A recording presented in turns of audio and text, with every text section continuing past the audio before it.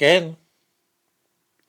I can't help noticing that more than a quarter of a century after his death, many people are still so scared of Enoch Powell that they have to lie about him. The truth of what he said and predicted is too frighteningly accurate.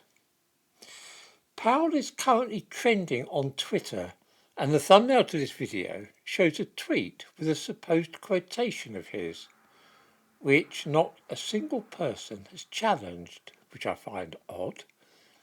It says, "The River Thames will be literally full of blood by no later than 1986.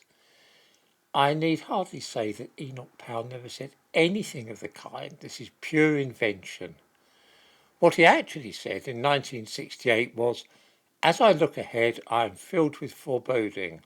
Like the Roman, I seem to see the river Tiber foaming with much blood." The river Tiber is, of course, in Rome, and this was a classical allusion. Even his supporters misquote him. People assert that he said in 15 or 20 years' time the black man will have the whip hand over the white man. Of course, he was not making this claim at all.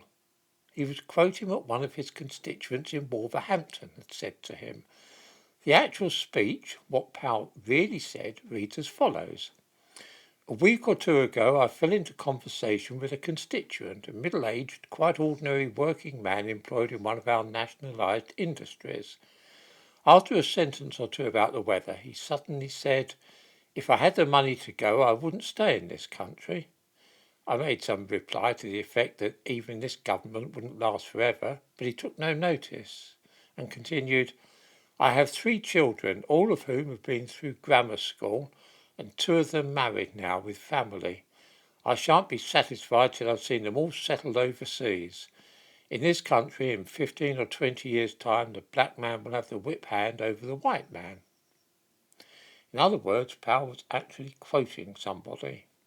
In the description to this video, I give links both to the tweet I mentioned and also the actual text of the speech in 1968.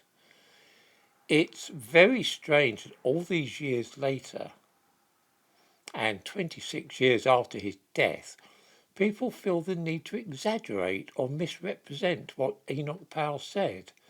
I don't understand why, really, because the truth is interesting enough.